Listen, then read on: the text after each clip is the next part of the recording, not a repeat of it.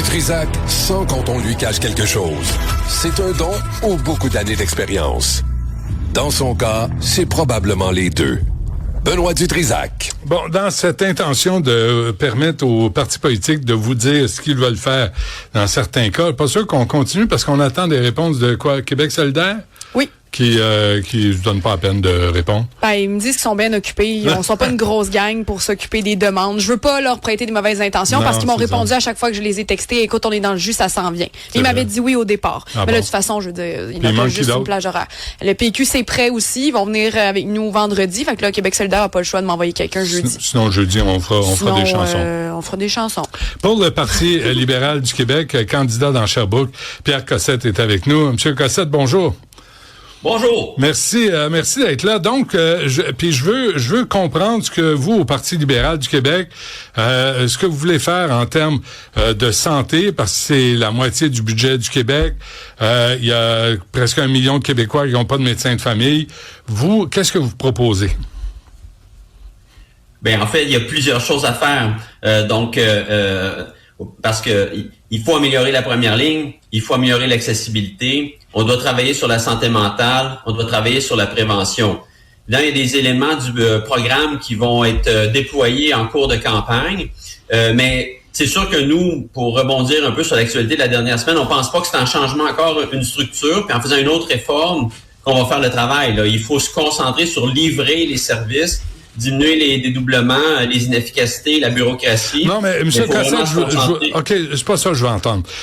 Moi, il faut, puis on devrait, puis je le sais, tout le monde le sait. Qu'est-ce que vous voulez faire? Où est-ce que vous voulez investir? Où est-ce que vous voulez couper? Qui vous voulez engager? Est-ce que vous voulez aller au privé? Soyez concret dans ce que vous voulez nous dire, parce que les gens voteront pas pour le Parti libéral, on ne saura pas ce que vous voulez faire. Ben, par exemple, il y a ce service de télésanté qu'on veut implanter, qui est un exemple de choses qui doit être faites. Vous savez, presque toutes les personnes qui ont accès à des assurances privées ont désormais maintenant l'accès à de la télésanté. On parle de c'est pas de la télémédecine, c'est télésanté, c'est vraiment plusieurs disciplines. Nous, on pense que ce service-là doit être généralisé puis disponible à l'ensemble des Québécois, un peu comme à l'époque quand l'assurance médicaments, beaucoup de gens en avaient, mais pas tout le monde y avait accès. On pense que cet accès-là doit être généralisé. Ça, c'est un exemple concret. C'est bon. On doit rajouter aussi des travailleurs sociaux, par exemple, ou des gens de différentes disciplines qui vont appuyer la première ligne. Donc, ça, c'est des éléments qui sont très importants parce que, vous savez, au moment où on se parle, on dit qu'il manque de médecins de famille. Oui, mais nos médecins de famille font une bonne partie de leur travail à remplir de la paperasse ou à faire des actions qui devraient être faites par d'autres professionnels, qui peuvent être des travailleurs sociaux ou des infirmières praticiennes spécialisées, par exemple. Donc ça, c'est des choses qu'il faut vraiment pousser beaucoup plus loin et le faire pour vrai. Donc, couper la paperasse, comment vous allez faire ça? Ben, dans cette réforme-là, si on parle de Santé Québec, il y a encore des duplications. Hein. On dit on a créé Santé Québec. Est-ce que Santé Québec, c'est une bonne affaire ou non versus le ministère? Ben, premièrement, ça prend une entité pour gérer le système de santé, mais il faut éliminer les duplications entre les différentes instances. Ça, c'est vraiment important. L'autre chose, il faut décentraliser certaines décisions qui sont prises plus proches du terrain.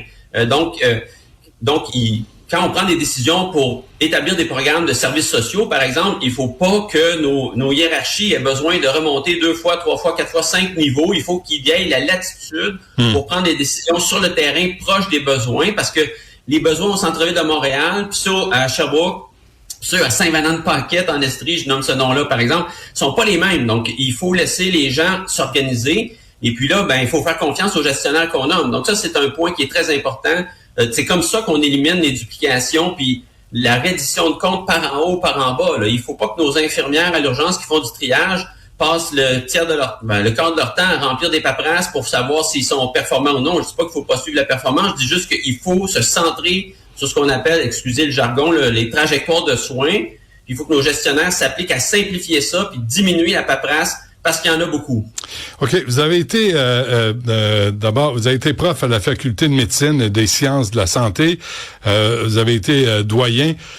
Qu'est-ce qui marche pas dans le système que vous pouvez réparer? Tu sais, on attend, selon les urgences, là, mais il y a des urgences où on attend 13 heures avant d'être vu, là. Il y a des urgences où, tu sais, il faut que tu t'amènes ta tente puis ton sac de couchage.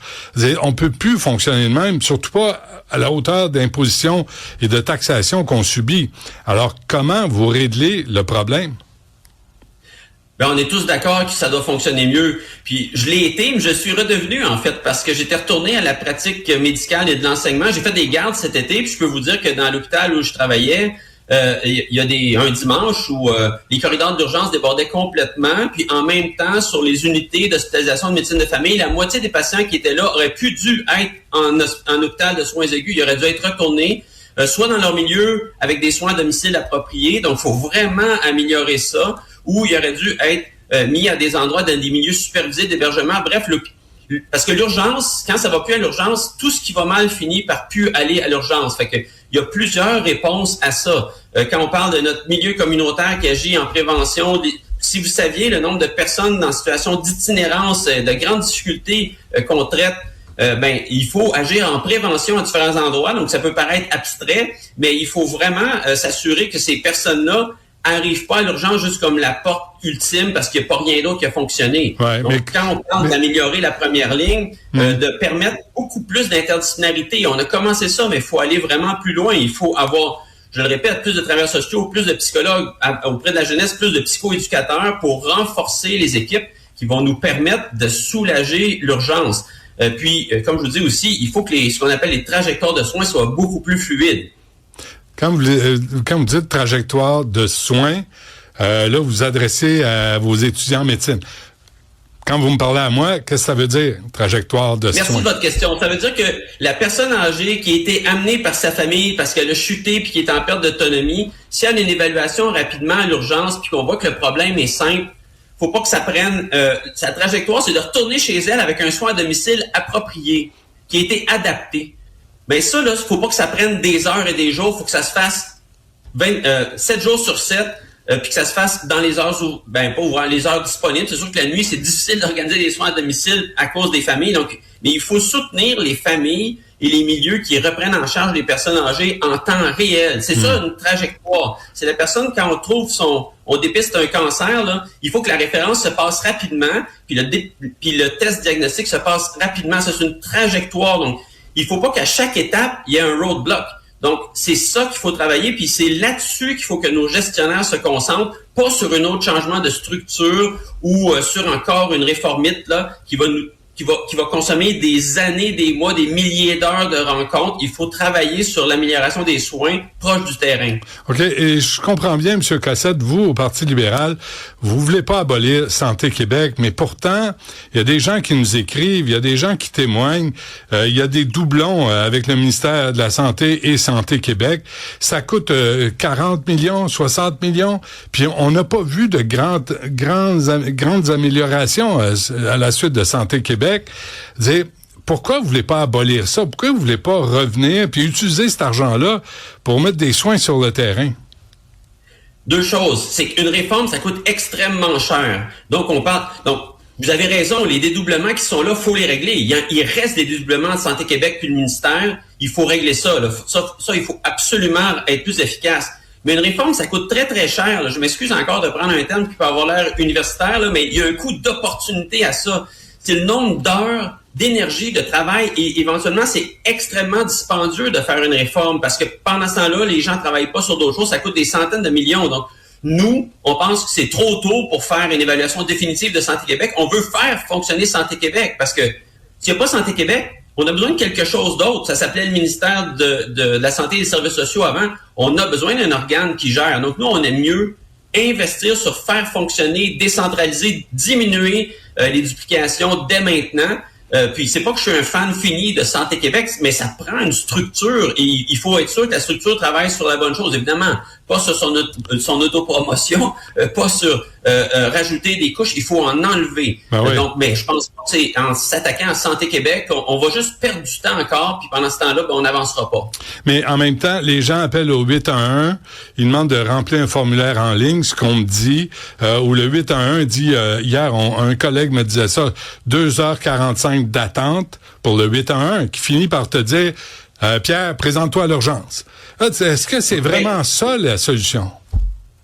C'est parce que quand on met... C'est un bel exemple d'une réforme qui n'a pas été menée à bout. Si on met un 811 en place, il faut s'assurer qu'il est staffé pour répondre. Parce que là, sinon, on a le pire des deux mondes. Ouais. De la même façon, si on met en place de la télésanté, il va falloir qu'elle soit staffée pour répondre, mais ils sont capables de le faire dans les systèmes d'assurance privée. Pourquoi on ne serait pas capable de le faire en complément? Comme a été fait, je vous le dis, par exemple, avec donc, ça prend plusieurs professionnels. Mais le problème, c'est qu'on annonce des choses, on ne se rend pas jusqu'au bout. Le service est de piètre qualité. Donc là, il faut être sérieux, là. Quand on fait les choses, il faut les porter jusqu'au bout, puis il faut s'assurer qu'elles fonctionnent. Okay. 811, vous avez complètement raison. Ça n'a aucun sens d'appeler 811 pour te dire si c'est urgent ou non, puis d'attendre 2 heures. Là, je peux pas être plus d'accord avec vous. Il va falloir que ça fonctionne. Là. OK. Avant qu'on se quitte, le privé pour le Parti libéral en santé, vous lui accordez quelle place? Il y a déjà beaucoup de privés en santé, mais cette idée que si ça marche pas dans le public, on va en donner de plus en plus... Non, il faut que le public fonctionne. Il faut que l'accès soit universel.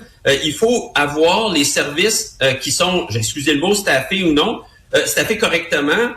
Par exemple, donc on doit vraiment renforcer le service public. C'est trop facile de dire « ça marche pas, on va aller au privé ». Les privés peuvent être plus chers, l'articulation peut être compliquée. On doit cesser les grandes réformes publiques. Je dis pas qu'il n'y a pas des choses à changer, je dis qu'on doit rendre le service maintenant et on doit... aussi augmenter la formation dans certains domaines, augmenter l'interdisciplinarité. Je m'excuse de mes grands mots encore, mais oui, ça prend plus de médecins de famille, mais ça prend plus de travailleurs sociaux, plus de psychoéducateurs, plus de psychologues qui vont se joindre au réseau. On n'est pas si niaiseux, là. On comprend les grands mots, M. Cossette, là. Faites-vous-en pas. Non, mais on est correct là-dessus. Je veux pas vous piéger, puis vous me dites non, là. Mais vous êtes du Parti libéral. Aujourd'hui, là, on voit Pablo Rodriguez, les brownies, ça sort encore. Vous, vous avez votre message en santé. Mais les gens, là, ce qu'ils voient du Parti libéral, c'est tout ça, là, toutes les enquêtes de l'UPAC, tout ça. Puis Charles Milliard, on l'a invité en entrevue, il sort pas. À quel point, pour vous, c'est un combat, contre le vent tout le temps pour faire passer votre message, dans ce cas-là pour la santé, mais que les médias, on s'intéresse à le financement? Merci de la question. Là, je trouve ça intéressant parce que ce matin, la nouvelle, c'est qu'il n'y en avait pas de brownie. Donc, pour moi, c'est un dossier qui est réglé, mais moi, je regarde par en avant. Moi, je connais Charles Milliard, moi, je me connais. On peut juste s'engager pour nous-mêmes qui allons être en toutes les normes d'équité, toutes les normes d'éthique. On est là-dedans. Là. Donc, j'ai pas d'inquiétude pour moi-même. Puis pour moi, c'est une bonne nouvelle. Aujourd'hui, on vient de dire que finalement... Mais bon, peu importe. Là, nous, on regarde par en avant. Je pense que vous avez une bonne raison, les médias, de s'intéresser maintenant à notre programme. Il semble que c'était une fausse nouvelle. Parfait. Mais vous direz ça à votre collègue Charles Milliard, votre chef, parce que malheureusement, il rate toutes les occasions pour faire exactement ce que vous venez de faire, de passer le message du Parti libéral. Ça, c'est pour vous, là, c'est malheureusement un mauvais chef. Mais je vous souhaite bonne chance, M. Cossette. Non, moi, M. Milliard, si ça n'avait pas été lui, je serais pas embarqué en politique. C'est quelqu'un d'intègre, d'organisé, d'intelligent, qui travaille d'une façon analytique. Je suis très, très content de travailler avec M. Milliard. Donc, je vais être clair avec vous là-dessus. Mais savez-vous quoi, M. Cossette? Je vous crois, puis je pense que vous avez raison. Mais malheureusement, M. Milliard fait pas valoir ses arguments, puis on le voit pas dans les médias. Nous, on l'a invité ce matin, puis il refuse. Pour vous, pour le Parti libéral, c'est malheureux, là. Vous ratez des occasions. Mais je vous crois quand vous dites que M. Milliard, c'est un homme intègre et droit. Là-dessus, je mets pas ça en doute. Je l'ai vu partout au Québec, je l'ai vu travailler très fort. On a une belle équipe qui a monté lui-même en très peu de temps. Ouais. Donc, moi, je suis vraiment fier de faire partie de cette équipe-là. Puis, suivez-nous. Parfait. Pierre Cossette du Parti libéral se présente dans Sherbrooke. Bonne chance. Merci.